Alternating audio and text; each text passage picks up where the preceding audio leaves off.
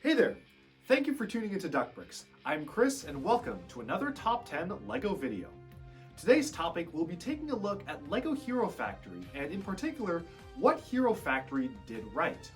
A lot of people, especially in the Bionicle community, are not big fans of Hero Factory mostly because of the way that it came in right at when Bionicle ended and didn't have the most consistent run of sets. In fact, when CCBS debuted, most of these sets were just very simple clone sets, and that caused a lot of people to be turned off from CCBS right at the outset. But I do think that there were quite a few things that Hero Factory did right, and in conjunction with this, there's quite a few lessons that the LEGO group can learn from Hero Factory when trying to make a new LEGO theme, whether it's construction or not in general. And so let's dive into this adventure where we take a look at the top 10 things LEGO Hero Factory actually did right. Hero Factory is a massively underrated LEGO theme, and actually did a lot of things right even when compared with its predecessor, Bionicle. To provide some context, Bionicle had been running for nearly 10 years at the time, and the decision was made to discontinue it in late 2009/early 2010. There were a ton of factors that played into this decision, but one of the main reasons had to do with the sheer complexity of the story, which made it nearly impossible for new fans to get involved with the theme. LEGO chose to put Bionicle on a so-called hiatus to preserve the integrity and status of the brand and take the time to explore potential reboots or reimaginings. And don't worry, we'll get to what came of that in a future video. That's bad. But what came about in the meantime was Hero Factory. LEGO wanted a clean slate, and a theme about heroes literally being made in a factory was the perfect setting to do so. And so without further ado, let's get into the top 10 things Hero Factory did right.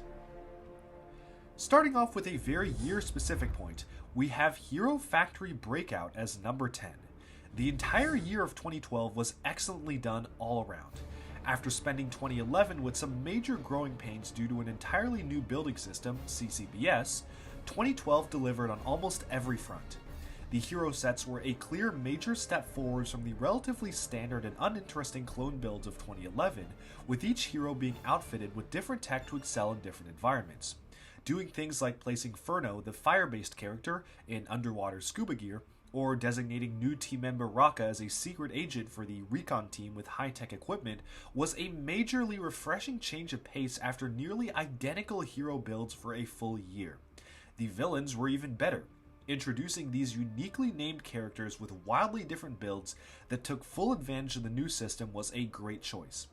Within the same line, we got humanoids of various statures, a shark, a mosquito, and overall a really inventive wave of sets. Tuning our attention to the story, it was better than ever. The mainline story for the year was split into two TV specials, featuring a storyline that referenced previous aspects of the story, like Von Nebula's staff, an exciting cliffhanger with the promise of a villain factory, and excellent voice acting from veteran actors like Mark Hamill, who you may know as this guy. Music to my ears. If there was anything majorly wrong about the year, it was the fact that it was never followed up on. The villain factory tease went absolutely nowhere, we never saw these unique villains ever again, and essentially none of the story beats mattered to the story going forward. Breakout was their attempt to deepen the lore and story of Hero Factory, but it appears that they got cold feet and immediately reverted back to very standalone adventures, which is a huge shame. Moving on to number 9, we have Visually Distinct from Bionicle. Coming off of Bionicle's abrupt 2010 cancellation, Hero Factory had big shoes to fill. The Bionicle system was near its breaking point both literally and figuratively. Lime green joints were cracking left and right, and LEGO's attempt at introducing new mold sets to prevent cracks only made the issues worse. It was clear that the system as a whole needed some sort of a reset, but at the same time, LEGO didn't want construction as a whole to stagnate. This gave us Hero Factory Wave 1, builds that were essentially in the quote-unquote Bionicle system, but relatively radical new designs and ways to create smaller-sized characters. It gets even better when we get into 2011 and the launch of CCBS, the Character and Creature Building System. Despite a very rocky start with overly simplistic builds and some strange choices in villain design, the advent of CCBS defined the look and feel of not just Hero Factory, but LEGO Construction moving forward. Defining a completely new and refined style for action figures was very controversial at the time, but almost certainly the right choice to go forwards with, creating a unified look something later years of Bionicle were really lacking. Number 8 is a point that may surprise some. The story as told through books. When you think of Hero Factory, the story is probably not something that immediately comes to mind. The premise of generic heroes with cookie-cutter personalities being built in a factory simply isn't one that immediately stands out for deep lore and storytelling. That being said, Hero Factory released a number of chapter books written by a man who those in the Bionicle community are very familiar with. That, of course, being Greg Farshtey. Greg injected his trademark intrigue and layered characters into the world of Hero Factory with a series of books that truly served to deepen and enhance the story. By integrating set characters that did not appear in the show, like Core Hunter, for example, Greg essentially had free reign to write for a host of new characters, and that creativity really showed. Even for one of the weakest years story-wise, Brain Attack, Greg took a generic evil brain army and actually turned them into a semi-sympathetic and intelligent species, at least for an alternate universe, almost akin to the Borok swarms of Bionicle. Despite only lasting from 2012 to 2013, Greg's chapter books made a significant impact on the Hero Factory story, and it's a huge shame they were only around for so short a time. Coming in at number 7, we have media engagement. In the launch year of Hero Factory, fans could visit the LEGO website and listen to the Hero Factory FM radio, which was, simply put, one of the best pieces of media to come out of Hero Factory and really any LEGO line as a whole. The Galaxy's hottest radio station, broadcasting from inside the Galaxy's hottest evil-busting organization. All hero music, all hero talk. You're tuned to Mecha Hero City's #1 hero mix station, Hero Factory FM. Recently awarded the Golden Mike Award for Best Advertisements. Wake up to Mecha in the morning on Hero Factory FM. For those who aren't familiar with it, HFFM as it was called was a satirical in-universe radio poking fun at the ridiculous premise of a factory made to make heroes. Lasting only 1 year during Hero Factory's debut run, the FM radio even allowed kids to call in to a Hero Factory call center and describe the imaginary monsters that were attacking them, adding an extra special and personal level of engagement to the series' youngest fans. Chock full with meta humor for any adults listening in and full of fun entertainment for kids, Hero Factory FM did wonders to draw people into the world while acknowledging that it wasn't taking itself way too seriously, like Bionicle tended to do at a lot of times. And despite lasting just a single year, it managed to make a big impact on many fans and was something truly unique to the theme and gave Hero Factory a lot of early fans. But moving away from media and taking a look at set design, we arrive at number 6, visual consistency, for the most part. The overall look of Hero Factory was incredibly concise, and they all had a relatively shared aesthetic that made every set feel like it belonged in the universe. Even including the first wave of sets in 2010, which used parts mostly from the Bionicle system and not CCBS like the later waves, for the most part, the heroes in particular really feel like they aesthetically belong in this world. A lot of this is due to the fact that the helmet design stayed more or less the same throughout the theme. Ignoring 2011, which was a bit of a transitory year with a new building system and a lot of growing pains, the helmets of the heroes retain the same style throughout, despite using different molds. Take a look at Furno, for example. His Breakout form in 2012 reused his original helmet from 2010, and the Brain Attack and Invasion from Below variants are just slight redesigns and style shifts on the same design. Like the Brain Attack one simply just adds a visor to the top, and Invasion from Below is a one-to-one translation of his original helmet in minifigure form. One of the best things that Hero Factory did in the later years was defining the look and feel of characters. Nex and Evo, for example, debuted in 2011, so they did not have original helmet modes like the other heroes, but in 2012 for Breakout, LEGO designed new helmet modes in the style of the original ones just to harken back to their 2011 designs, which was a great choice to keep visual consistency not just throughout the entire line, but throughout each individual character as well. And for Bionicle, which consistently had heroes that supposedly were the same character as a form that came before but looked nothing like them, this was a welcome change of pace. And sure, story-wise, the voice actors and even entire personalities would change from year to year, but from a visual set perspective, there was relative consistency, and that's something that's really great for long-term fans of a theme. That brings us to number 5.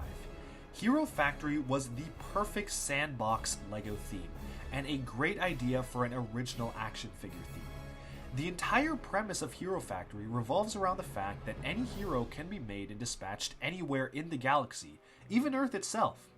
Despite having TV shows and books, Hero Factory always operated with a relatively loose canon.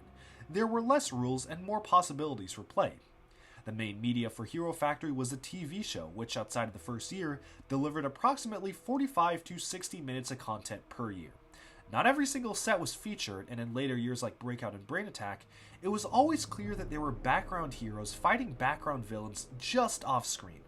The fact that there were not everything was clearly defined and there was a lot of space to imagine your own adventures being canon was a major draw for Hero Factory, and a great step forward when compared to Bionicle, which had a lot less room for original characters and concepts and focused more on explaining every single nitty-gritty detail of the lore and how characters work. While certain aspects of having such a detailed and complex lore really worked for Bionicle, oftentimes such needless complexity would backfire, stifling creativity for fans wanting to imagine scenarios within the bounds of the story. With Hero Factory, the scale and scope was massive, and almost any scenario could feasibly play out.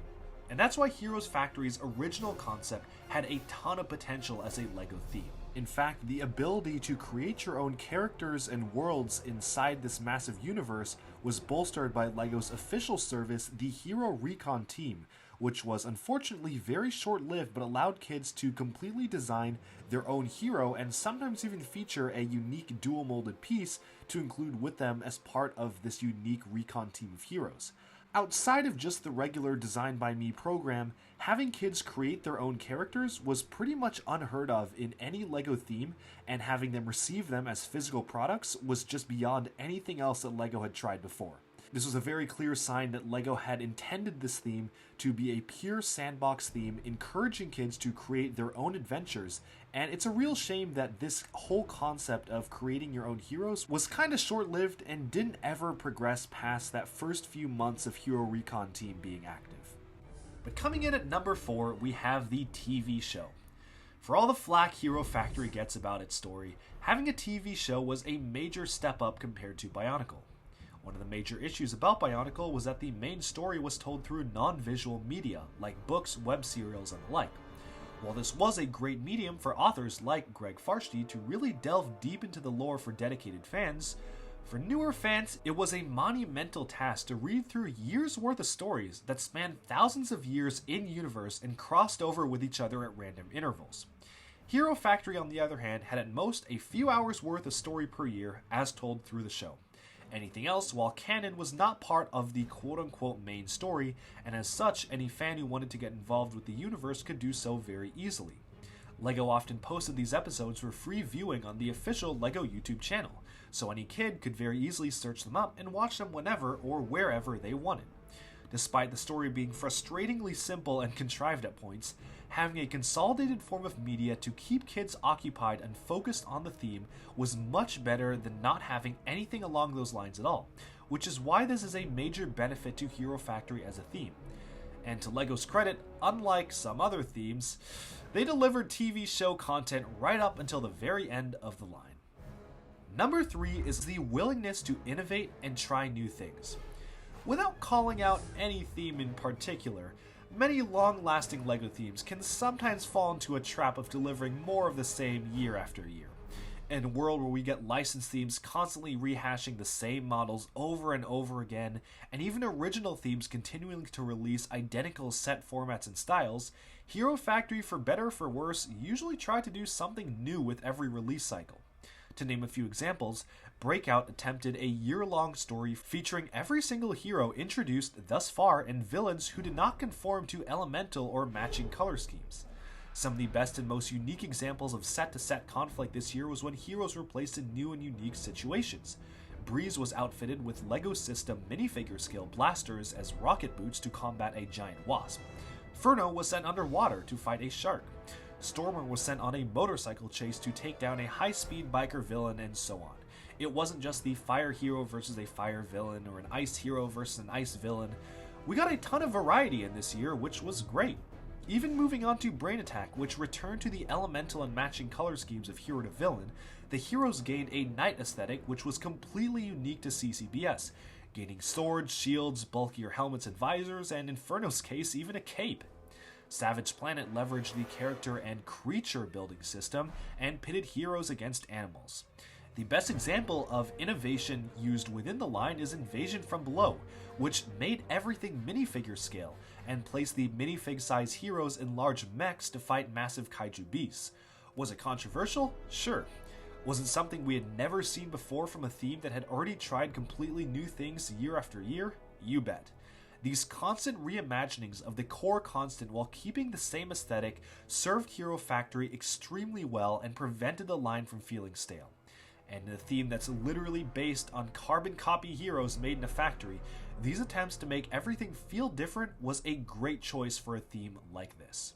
We've talked about it a lot over the course of this video, but our number 2 point is, of course, CCBS. This is a very controversial point of discussion in the Bionicle community, and we'll reiterate now that this is 100% just our opinion. And there are major pros and cons to both building systems. That being said, there are quite a few things about CCBS that, in my opinion, make it a lot better than what came before, and these were by design. The first and most obvious of these points is that the joints are simply much stronger than before. Bionicle in 2007 onwards was plagued by joints constantly cracking. It started with lime joints in 2007, then LEGO changed the design slightly to counteract this issue in 2008, which made the joints even more brittle. Today, if I just remove the limbs of any set that came out in 2008 or 2009, bar almost none, the joints will almost certainly crack. With CCBS, cracks became a non-issue entirely. Even under the worst conditions, 9 times out of 10, CCBS joints will not crack. I in fact own every single CCBS set and almost 2 of every single Hero Factory set, and I've built and rebuilt them many times, and not a single joint has cracked on my watch. Besides functionality just working better, the second major benefit to CCBS was the way that the armor attaches. Using both the ball joint system to bulk up limbs and minifigure style bars to attach even more armor add-ons, you get the added bonus of double the amount of armor detailing for any given part. Did this make the backs of limbs a little lacking in detail? Sure, but later CCBS sets rectified this issue. Did it also make it so that you could build a lot more diverse and unique creatures and figures without having to rely on Technic? Definitely. Any Bionicle Titan build, aka the ones larger than Toa, often had to rely on upper legs and arms being almost entirely made out of Technic beams in different configurations. Additionally, for even these smaller sets, there were clear upper and lower arm and leg joints just by the way the system was configured. For example, Bionicle limbs usually had female-to-female upper arm and leg connectors joined to male-to-male lower joint limbs with feet attached on female connectors. In doing so, almost every set like this, the amount of stuff you could do with, say, a male-to-male joint was extremely limited. Let's say you want to use 2 different lower leg elements to make a long upper arm or leg. You simply can't without heavy modification. With CCBS, everything was in a much stricter, more rigid system.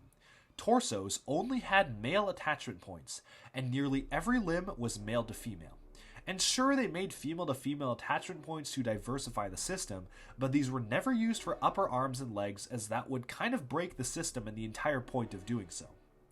The final point about CCBS was its sustainability. Bionicle had to come up with new leg molds, arm molds, feet molds, and armor molds almost every single wave, on top of every character obviously having a new and unique mask and weapon mold.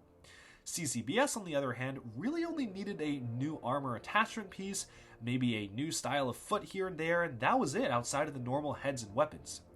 Even the weapons were pretty standardized across sets, where, for example, Breakout had every hero use the same launcher configured in different ways, and many heroes shared the same sword mold in Brain Attack. Overall, this allowed LEGO to cut costs and continue producing high-quality action figure sets without bleeding cash like certain years of Bionicle did.